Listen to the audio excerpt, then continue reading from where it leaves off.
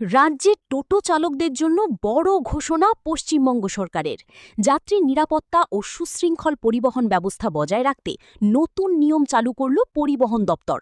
সরকারি নির্দেশিকা অনুযায়ী এবার থেকে প্রতিটি টোটোর জন্য রেজিস্ট্রেশন বাধ্যতামূলক করা হয়েছে। থাকতে হবে টিটিইএন নম্বর এবং কিউআর কোড। জানানো হয়েছে নির্দিষ্ট রুট ছাড়া টোটো চালানো যাবে না। একটি টোটোতে সর্বোচ্চ ৮ জন যাত্রী বহন করা যাবে। এছাড়াও সর্বোচ্চ গতি বেঁধে দেওয়া হয়েছে ঘণ্টায় ২৫ কিলোমিটার।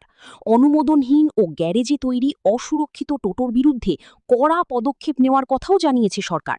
নিয়ম না মানলে জরিমানা, রেজিস্ট্রেশন বাতিল, এমনকি গাড়ি আটক পর্যন্ত করা হতে পারে। পরিবহন দপ্তরের তথ্য অনুযায়ী রেজিস্ট্রেশন শুরু হয়েছে ১৩ অক্টোবর ২০২৫ থেকে এবং শেষ তারিখ ৩০ জুন ২০২৬। সময়ের মধ্যে রেজিস্ট্রেশন না করলে আইনানুগ ব্যবস্থা নেওয়া হতে পারে বলে জানানো হয়েছে। তাই টোটো চালকদের উদ্দেশ্যে সরকারের বার্তা, নিয়ম মেনে চলুন, নিরাপদ পরিবহন গড়ে তুলুন।